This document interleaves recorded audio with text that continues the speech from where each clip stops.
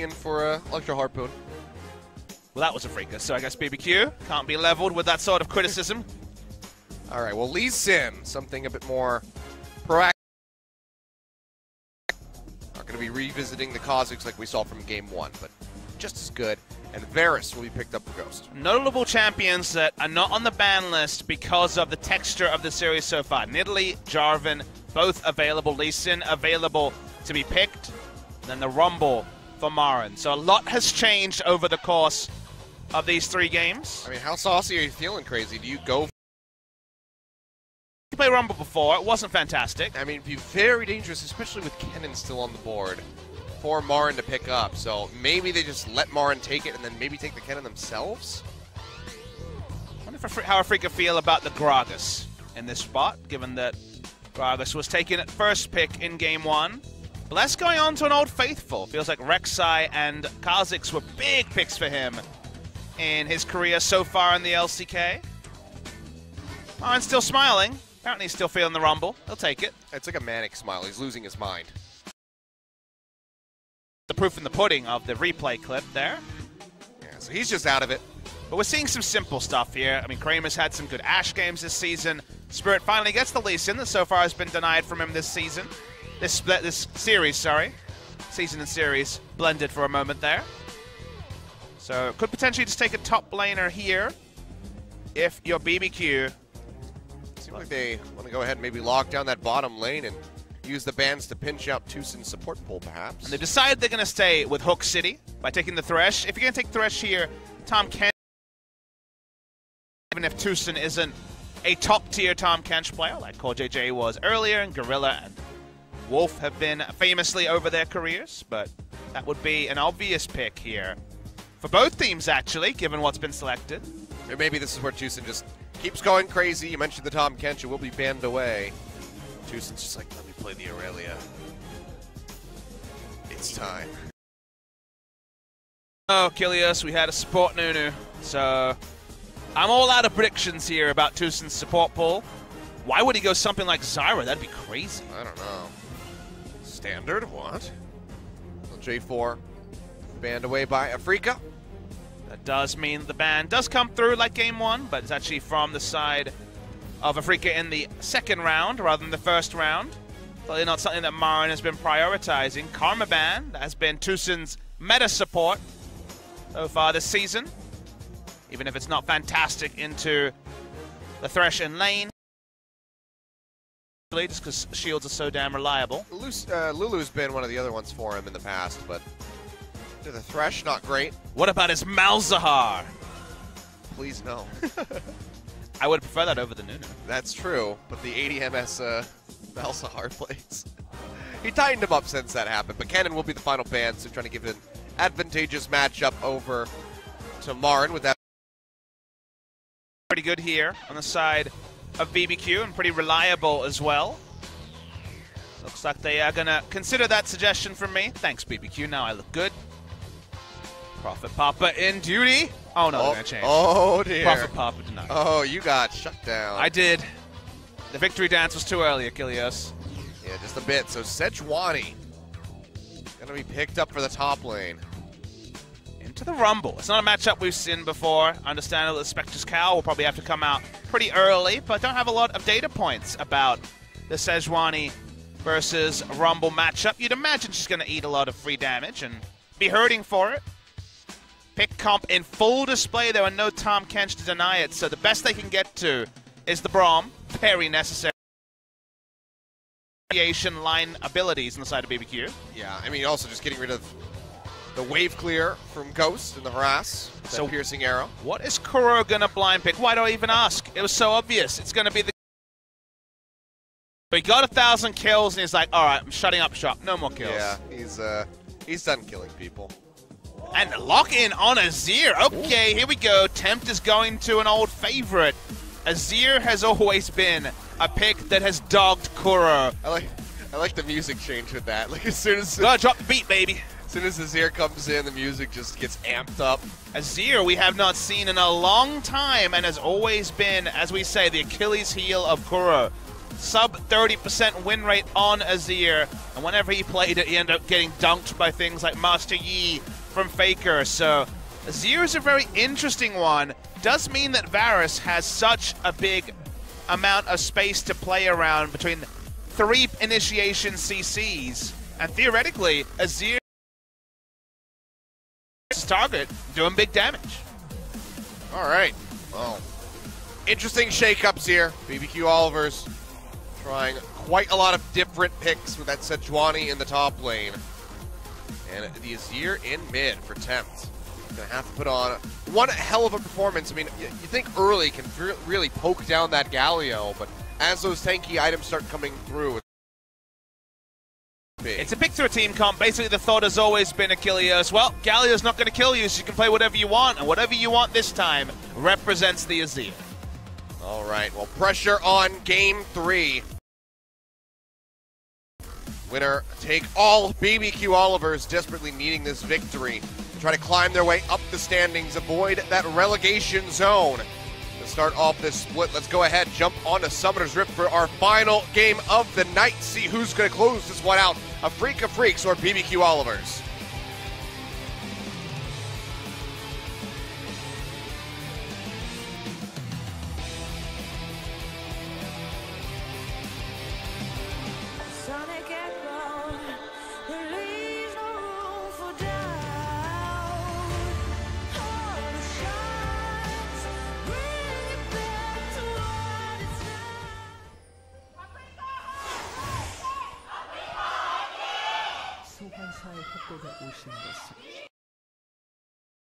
And hanging in there after 10 p.m. now on a Thursday evening here in Korea. And this may actually be our first Godfist in LCK. We're sitting at MSI, but I can't remember a Korean game that had Godfist in it. I could be wrong, but just first impression.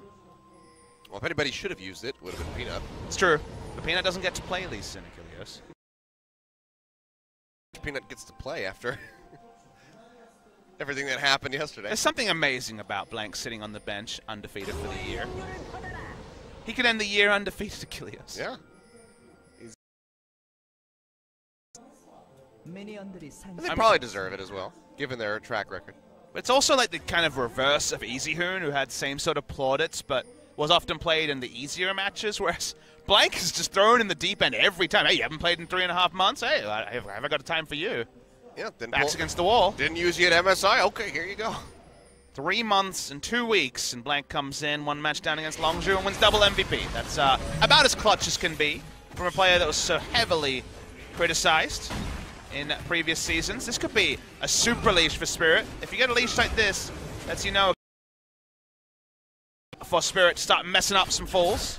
Yeah, definitely going to be the look that they're going for here. This is, again, down. This is an insane leash because they're giving up bot lane to do this. They give up the push war. They will have no control over the wave. As you can see, they lost 3 creeps to make this happen. So that's bad. Yeah, going to be a bit of a rough spot. He was the catalyst for success very early on in game number 1. Backed up by Kuro on that Syndra. So see if he can do it again this time over onto the Lee Sin. Just going red straight over to blue. See where he's going to try to impact the map first and foremost. Could be the top lane perhaps, since the Azir are going to be a bit too slippery for him to get on top of. And while of course they did not lose any actual creep kills in the bot lane, it was more about the experience drop, and the 3 creeps going first over the side of BBQ meant that the next wave that came in would guarantee level 2 advantage. For the stats, it doesn't mean anything in terms of pressure and how bot lane is that arms race for level 2. It is a big advantage to BBQ Oliver's. Well, we were curious as to how this matchup was going to go. Pretty even here. It's crazy, just gets shoved back in underneath that turret. Heavy leash Spirit still roaming through, a little over halfway on that red buff. What will Spirit make use of? Already level 4. He's in coverage mode in bot lane for now. Totoro could be looking for the hook, does come out. Shield comes up here from Susan trying to mitigate the damage. The playback comes through. That's going to be a TP out by Marin, actually. Let's try to turn this one around. Flame Spitter coming through, but it's going to be the Dark Passage. And big investment. Marin did have the wave pushed up, so will not lose as many creeps as possibly could have happened. Not going to be a great back timer for him, though. He's going to back away now. Yeah, just 18 CS. A lot of extra resources have been called in already this game. The extra leash coming through from Afreeca Freecs to get Spirit started, and now the teleport being called in early. Hard to say if that's being proactive or that's just trying to really ignite a game early after what was a very long, drawn-out, longest game of the season in Game 2. I mean, but you would have thought that, given that very aggressive leash on the red 2 or even a level 3 gank from Spirit onto one of the lanes, but instead just continued on his merry old way through the jungle. Power farm to 6 has been the meta for Lee Sin in the past. Maybe a contest on the enemy. They didn't have full information about Kha'Zix's path, so regardless, drawing a lot of resources from the bot lane, but for now at least not being able to put it to massive use.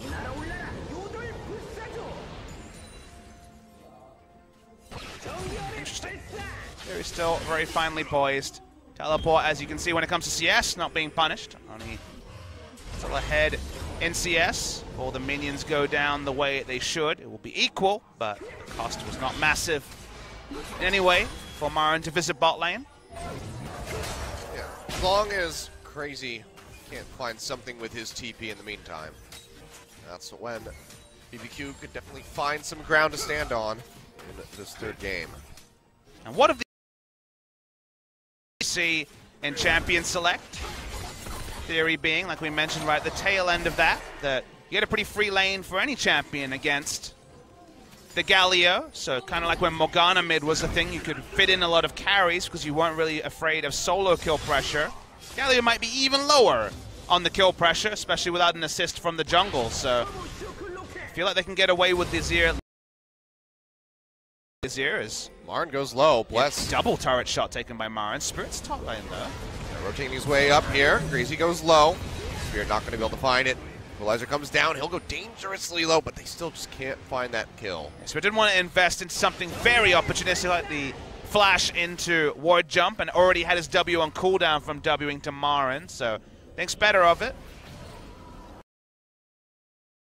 Up here in the top lane. Final minion stopped off. Being taken. Crazy TP's back into the lane. So Dark Seal for him as well. Just that amplified healing off the Corrupting Potion. And then a Ruby Crystal, which very likely could be going into a Spectre's Cowl. Some differing builds and lack of agreement on the Sejuani. Loving the Righteous Glory Rush. Theory there being that with the passive, you get free resists for at least the initial parts of a team fight. So this guaranteeing initiation with the movement speed and health was the way to go forward.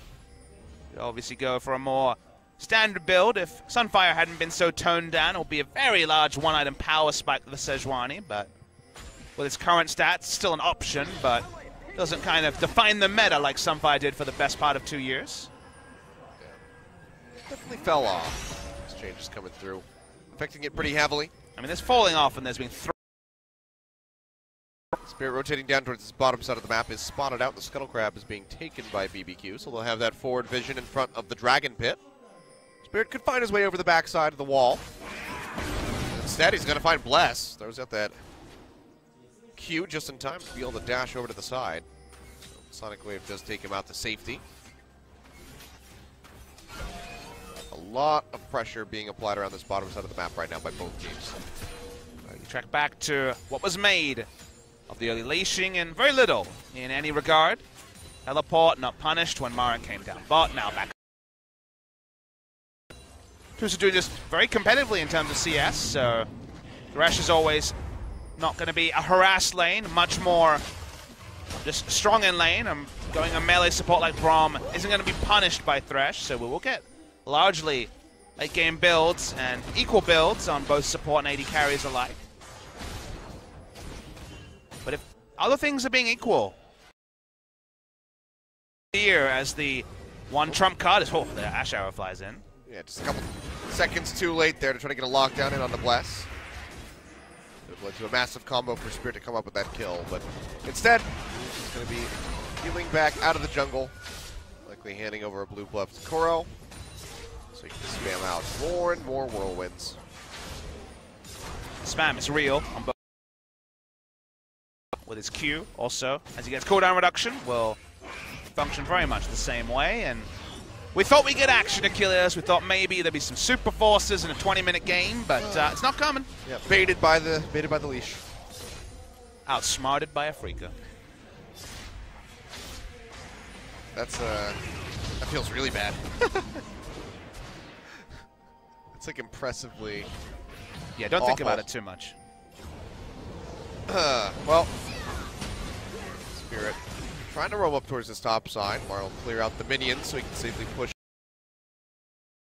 and a recall immediately. Actually, gonna have to really think about how Azir's soldiers interact with Adaptive Helm, given that I believe they are applied as spells, because of course Rylai's is applied, so you theoretically take less damage from soldiers. Yeah, since they're a source of damage, I guess. There's an interaction I haven't thought I'd have to think of. Interesting. I assume that it would be mitigated. I would imagine so as well. Somebody should just Vanderl. I need you to compile a list of how every spell interacts with Adaptive Helm. Well, I mean, given how popular Adaptive Helm has been in Korea, maybe in spite of the fact that Spirit Visage was raised in power rather than lowered, it could be useful for us at least. Yeah. I do not expect you to actually go through every spell, by the way, if you're watching. But I would love you if you did. We just need...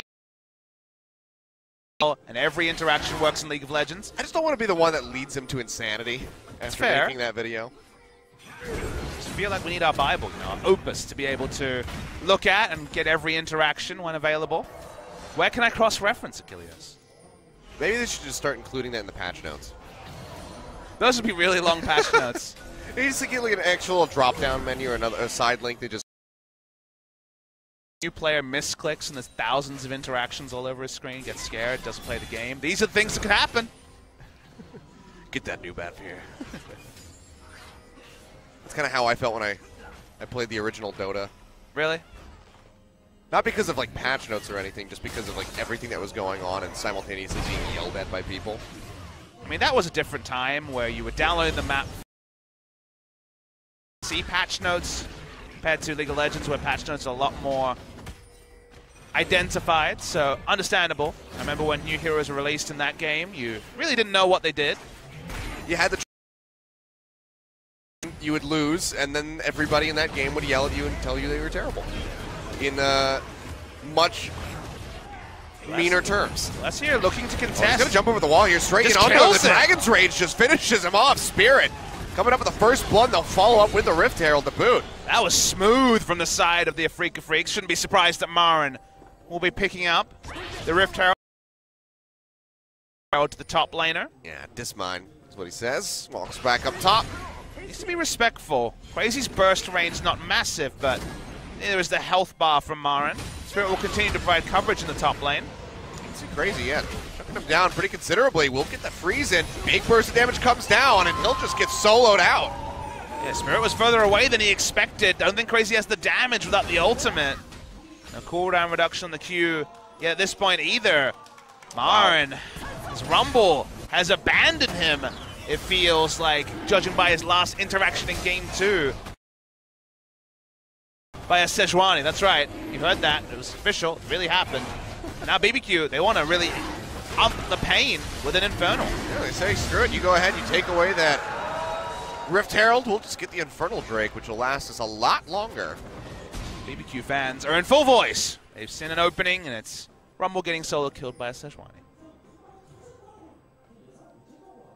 Now, of course, the Rift Herald will not be interacted with there. It's not like a Baron buff. So we'll be able to set it down in the bot lane, and Sejuani not with the most wave clear. So I imagine the next time Lee Sin makes a merry visit top lane, or maybe even Galio makes a guest appearance, we might see Rift Herald used. I mean, honestly, he's got so much wave clear, he could just push and drop it. It'll take a while for Crazy to clear it out. That's always best. If they could draw out a teleport, that would be the gold standard, because then he could maybe get 2 turrets. Yeah. But that may be hoping for too much. It's in so far in the mid lane. Rift Herald about 50%. It was 60% when we saw it, and we've been away for a couple of seconds. So it's about a minute and a half to think about it. We'll have to pull the trigger on something. And losing the Infernal Drake off the backside would be pretty damning for the Afreeca Freecs. It's unnecessary as well.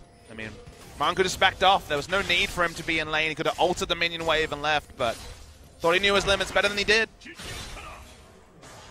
Of any champion for him to do that, Rumble will be the one, but this series not been kind to him.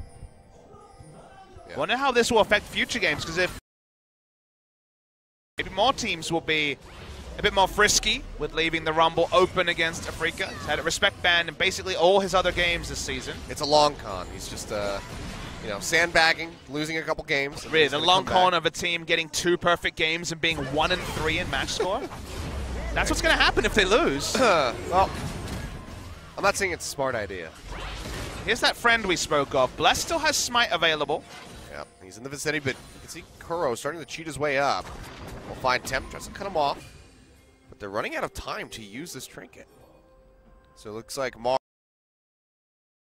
75% of the way done with. So we're already taking mid lane. Could just spot it here. He will. All right, goes ahead, spawns it up. So they've rotated in bot lane first. Varus is going to be way second. They're going to, at minimum, get a decent lane. It'd be hilarious if it started walking back up to the top lane. They should probably fire an Ash arrow soon to even dissuade any sort of defense. Oh, it's going to be the hook coming out. Totoro not going to find it. Equalizer cutting him off, keeping him contained underneath the turret. Play comes through. Multiple members locked up in here. Pop-up comes through onto Bless.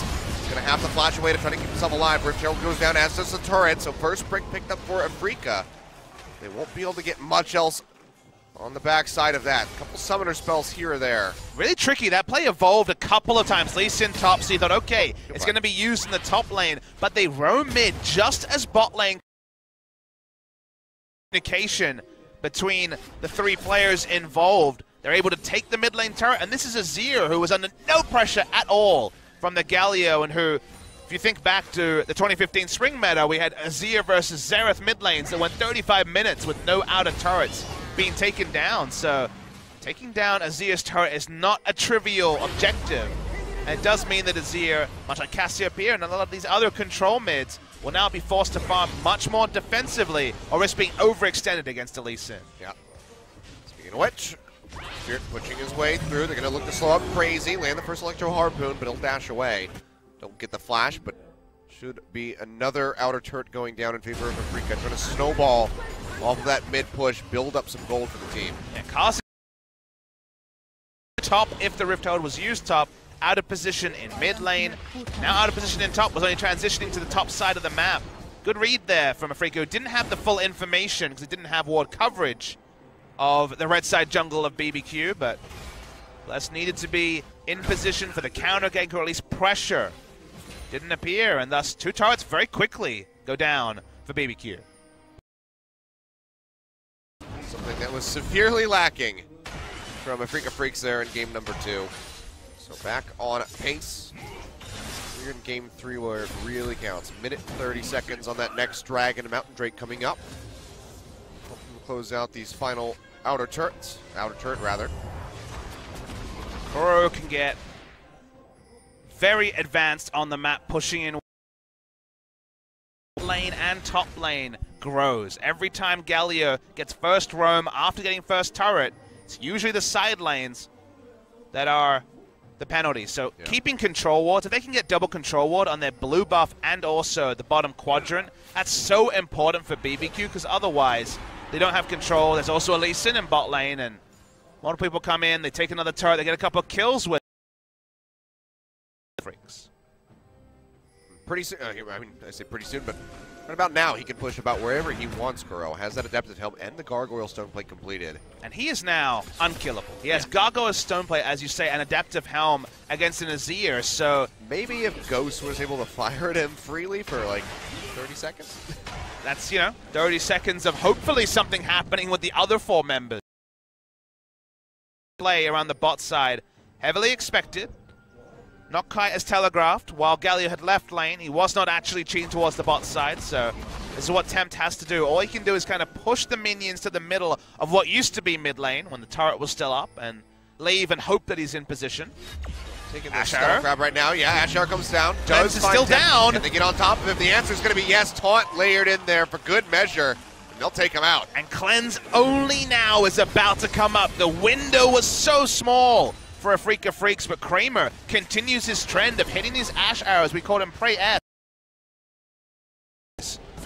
That continues to snowball the pressure around mid, and we talked about if Galio gets ahead, it's basically an extra summoner spell like we thought of Watch with Mark Noon in much earlier seasons of the LCK. Faster than a Twisted Fate when it comes to allowing you to make aggressive plays around the map, and the map is suddenly very scary for any of these side lanes, and the Drake is looking...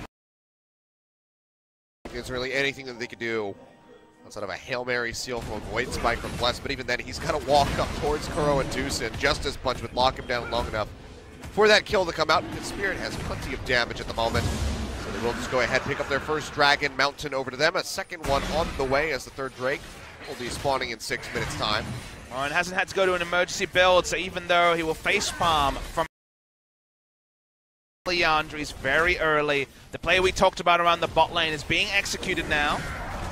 Yep, just trying to take down this final outer turret. Mountain Drake already being utilized here from the side of Afreeca. Block will come through as Deucin throws up the shield. Double TP, going to be matched by Marn as they get ready to pile in. Glacial Fissure thrown out. Deucin will be able to leap away using Stand Behind Me. Get himself out to safety. Kuro arriving off his own TP.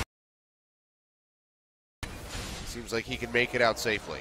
Gargo's Stone Plate still available. The Adaptive Helm working so well against the Azir, and particularly in the Sejuani to a lesser degree. So Kuro could just stay here and wave clear. Try to defend this one out. Hook not going to land. Just finds a minion. Marin cancels his teleport, so he can't be bot lane. That's why BBQ will continue. They want to finally answer one of these. They want to get on the board. It's a full health turret, but won't be for long. Yeah, the wave clear here from Kuro because of this more defensive build is not going to be as strong as necessary to defend that turret, so BBQ will be able to put one on the board for themselves. But Martin Kramer, they just try to duo this out. The answer is going to be yes. The rest of the team is coming up, and there's no vision inside the pit, and everybody's so far away, still in the lower half of the river. One red ping from BBQ. They finally know, but it's so quick with the Mountain Drake especially. Here's the heroic entrance. Yeah, heroic entrance comes through. Ash Arrow thrown out. Catches Bless, I believe, to slow him up, and that's going to be the Baron going down over to Afreeca Freecs at 21.5 minutes. Glacial Prison comes out, finds the hook. But Ghost has a final auto attack to take him out. Taunt comes through from Kuro. Can they turn this around? Martin now flashing forward. Massive slave spitter takes out Tempt. They'll take out Ghost. Double kill over to the Rumble. Looking for triple kill for Marin. And this game just got shattered wide open by Afreeca Freecs. Insane play by Kuro. A 5-man taunt on the whole team. Max duration as well. Equalizer on top of it. Marin finally can flash in. They're going to get so many objectives from this. They thought they could investment bank with the Azir, but taking those turrets and Marin even putting...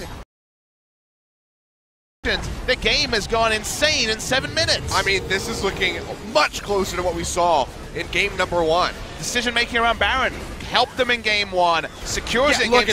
They got blessed with the Ash Arrow. Kramer will say it was on purpose, and if it was, brilliant. But you're like, okay, BBQ like, well, we need to continue the game. We need to make it happen now. But look at this 5-man taunt. You could not ask for more. Kramer, Marin realize it's go time. We've got this fight, we can turn it around. They pick up the kills, they shatter the base, and they shatter the hearts of BBQ. I mean, the Wombo combo that was not being delivered in game number 2 just shows up right into the doorstep of Afreeca Freecs here in game 3 by the hand of Totoro, hooking Kuro in, bringing him back towards the team off the backside of that Glacial Prison. And that is just all kinds of terrible for BBQ, as they will continue to lose out on objectives. Massive wave here in the bottom lane. They have decent wave clear, but still, pressure on all sides as Marin even has the top lane moving up. They just can't make anything happen. Achilles, Sejuani needs to be top, reacting, not going to be there to engage. Minion wave's been poor. Full court press from Afreeca Freecs with Baron buff. And BBQ, they haven't hit their items yet. 2 items on the Azir, not ready to team fight, not against this Galio. All the waves in great spots. Wave clear decent. I mean, we're talking about Azir Varus, but still, probably not going to be enough. And Bus isn't going to be jumping in, let's be real. Yeah. Mid lane being pressured as they rotate over. Marin here to join in with Spirit as they try to get on top of this first inhib turret. Clear up the waves, and the equalizer is available yet again, as is that enchanted crystalline arrow. 2 in a left. Knocking on the inhibitor turrets as well. Afreeca Freecs have great item timings. Want to continue, but so far BBQ have been dogged. It's trying to slow down the game. Kramer. Interested in wards. He wants to kill minions. It's really not. Okay. Okay. For my sanity, he will clear that out. Baron buff still has about another 20 seconds, so they'll walk duration here. Hook comes through. They do land in onto Kramer. Shield comes down, blocking so much of this damage out from Ghost. Corruption hits. Glacial Fisher comes through, and Spirit over the wall. Just offering up a little bit of shielding. The Ash Arrow will go wide, not connecting in onto the Varus. Kramer thought that there would be a response there from the Braum. There was until it was too late, so Kramer was forced to use his heal. We'll slow down the push and probably time out the Barons. That was very important from BBQ, stopping the constantly in what was a line ball game just a moment ago. Kuro almost finishes off the turret, but can't quite get there. Did a little bit of damage back to the equalizer thrown down. Hook out from Totoro, trying to find Marin on the sidelines. Won't be able to get him. Pretty low value equalizer. It's down, so BBQ can finally walk up. Yeah, didn't really use it with the wave, so the minions were able to get taken out after BBQ had already kited back. Turrets will be eluding them for the moment. But Afreeca still in such a strong spot. Item timings, when it comes to damage, aren't quite there. 2 items onto Kramer. Working on another Zeal item. Probably going to be the rapid fire cannon. Could be the Shiv, I guess. And then Void Staff being worked on from Marin. Magic resist stacking already well and truly happening on the side of BBQ. Speaking of stacking, second Mountain Drake now available. Should Afreeca Freecs be able to pick that one up.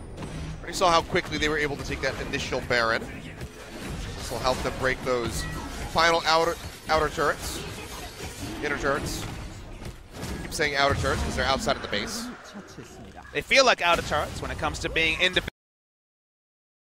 So far they've been pretty good at them, but waves have been so advanced in 3 lanes at the same time that it feels like only a matter of time till BBQ is split and these final inner turrets take 7,000 gold lead here, 26 minutes. Not the most dominating that we've seen, but still damn good. This happened so fast. Yeah.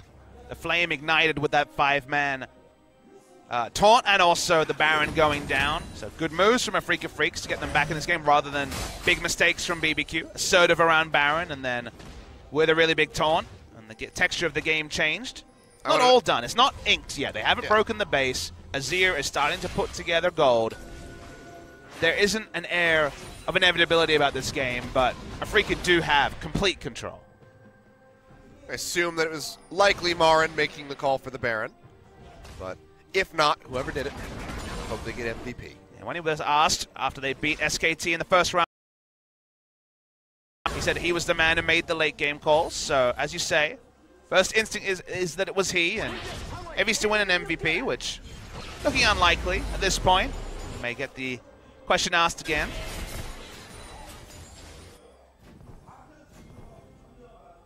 What do you do if you're BBQ? Get prepped for this next Baron, I suppose. 45 seconds until we see that come back.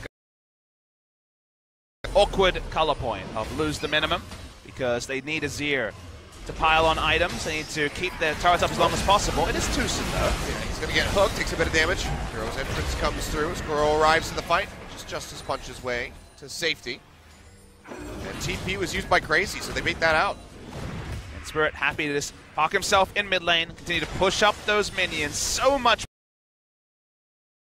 that Afreeca knows they just can't be vision on Baron. They've never gotten anywhere near putting down vision in Baron. There's a single couple of spot vision that was put down, but Baron spawning in 5 seconds, and only now you can see BBQ inching towards it, trying to defend what they have. Yeah, I mean, it's not much because those final 2 inner turrets did fall.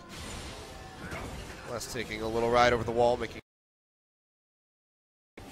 Will it be a game of two Barons for Afreeca? The first one finally divided the two teams. The second one might actually be able to guarantee things. BBQ are finally able now to push up near the Baron, but Afreeca cannot be face-checked with their power level right now, and thus the vision will only be temporary.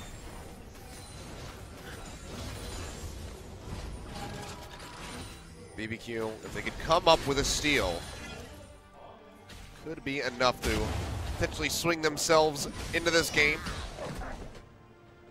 But even then, it would have to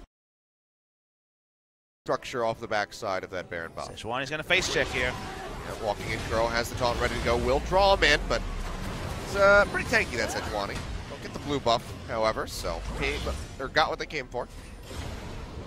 Mana regen for Kuro, but he's backing anyway, so not going to be massive here, apart from a little bit of cooldown reduction. Azir close, barring one assist. It's been slow rolling, only the CS so far. For what is an expensive build to be relevant for an Azir. Rylai is curbed from impact unless it's a rush item after the latest round of nerfs. Might be seen as a 6th item, depending on where the game's at. Yep, and Kuro's just getting beefier. Another Warden's Mail coming through for him. Probably going to see a Randuin's. Just to jump in with the hero's entrance, drop a slow on top of everybody, and then take no damage. The no damage part is certainly real. Doesn't matter if you have Blade the Ruin King and armor penetration. Galio ain't dying anytime soon. QSS from Tramer is like, alright, I trusted you, Tucson, but the new thing, and now not blocking that last initiation from BBQ. And have QSS as well. There is a lot of Pixie C from BBQ. Brom can't be there for everything. He's, you know, an independent ADC. They don't need no support, so they'll be fine. Now, with a lot of these control wards that have been parked in this area. That was a Sun turret, if you're wondering. We haven't seen a Azir in a while. Yeah. Remember when it used to count as an actual turret? Oh, I do. I was casting. Like, huh. There was a lot of multiple, like 12 turrets. This killed like 14 turrets. That's an interesting stat. I found some extra ones. They broke the game. The overlay for broadcast has improved many times over with things like Drakes being tracked and everything else. No complaints there. Could have a bit more Rift Herald information in the post-game, but apart from that. Yeah, I'd like to know how much damage to structures perhaps Rift Herald has dealt. The Rift Herald stats, that's what I would like next. Riot, please. It delivered on literally everything else recently, so I still want to back into the meta so you can have the Rift Herald plus a dragon in the same lane, but ooh, BBQ maybe in a rough spot. They have not walked out yet. Spirit's going to go over the wall just to clear out that control ward. And Sejuani actually went in. Depending on Sejuani is not what Afreeca want to do. So now, once again, we have this vision battle. Haven't spotted Kuro yet. See him now. There we go. He walked a little bit too far forward, and Kramer had some fantastic arrows earlier on, but that one not going to hit the mark. Means that pressure is abated for a while. Rumble seen on the bot side. Believe in the Baron being taken just yet, a BBQ. But every moment that an arrow like that misses, Afreeca back away, a Rumble is throwing minions on the bot side. We get closer to the death cap from the Azir. We get closer to the 4th, 5th item from the Azir, and you wonder if the game will go long enough. We thought that about the last game. The answer was no, but damn if it wasn't close. It was dangerously close.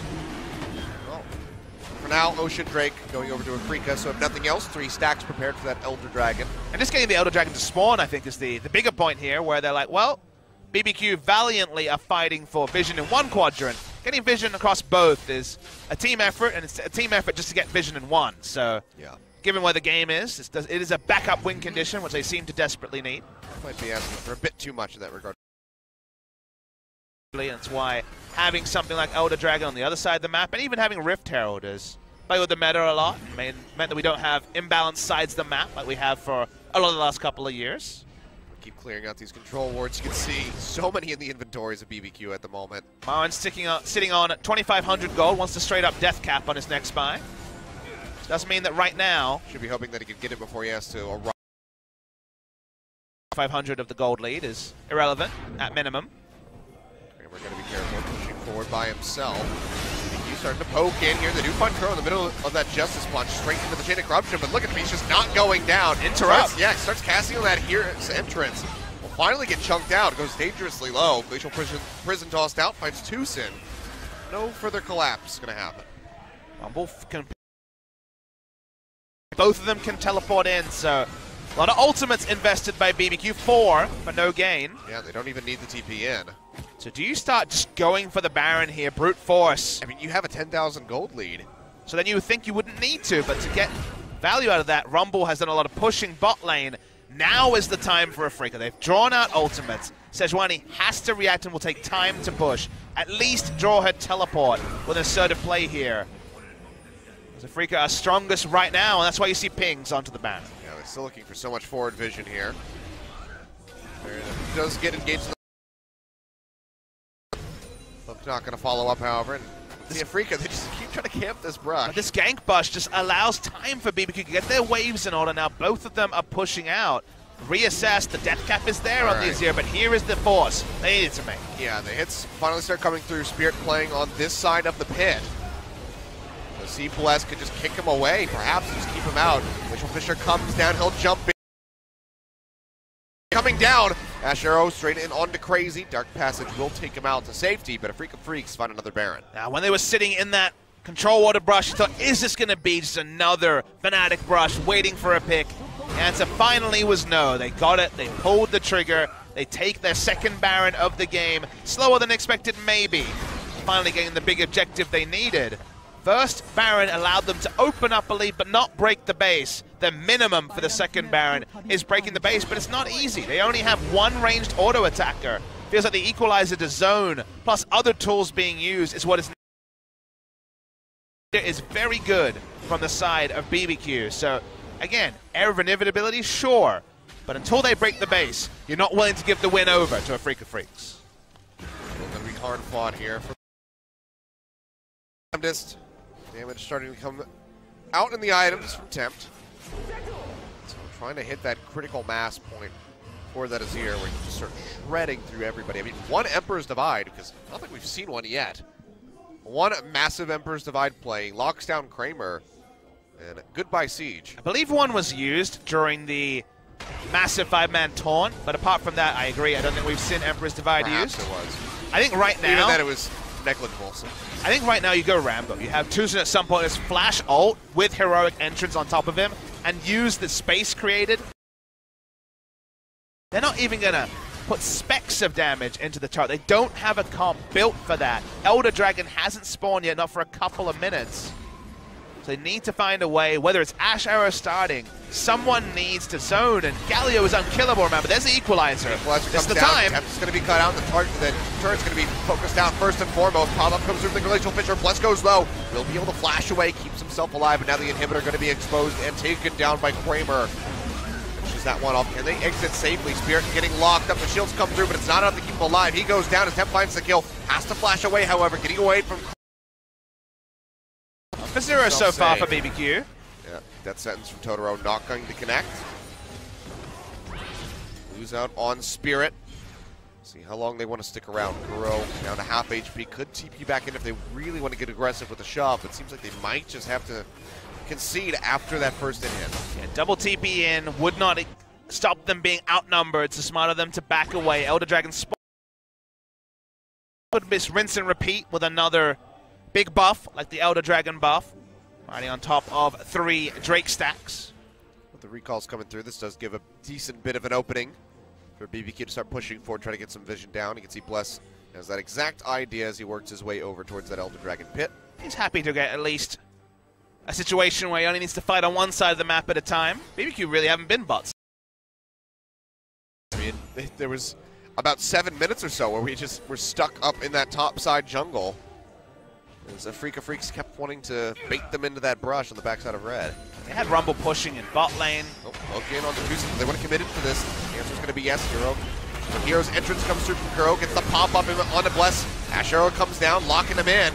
He goes low, Justice Punch forward, finds Tempt, Equalizer thrown down, and Marin's going to find the kill. Massive opening now for Afreeca Freecs as they go forward. One more hit to lock up Ghost. They find it. He kites back, finds the kill in onto Tucson, but pays for that one with his life. The kill goes over to Kramer. And Elder Dragon be damned, the Afreeca Freecs might just be pushing in for the rest of the inhibitors as that wave has been built up in the top lane. The pings were through the mid lane. They wanted to ride that into a second inhibitor, or they could just take the minions in top and try to end the game right now.